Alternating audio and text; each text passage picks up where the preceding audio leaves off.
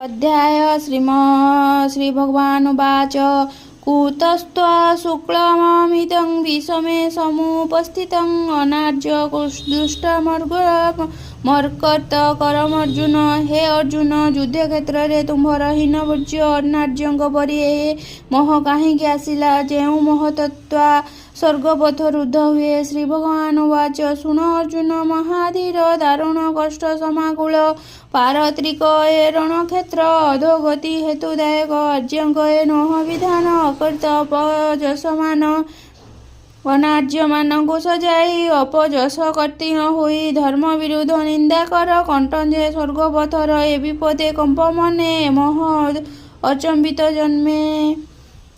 क्या नमस्कार। आपण मानक जदि मो चैनल भल लगुथुबो गीता पढ़िया शुणिया गोटे गोटे अध्याय गोटे गोटे श्लोक डेली प्लीज सब्सक्राइब कर दियो।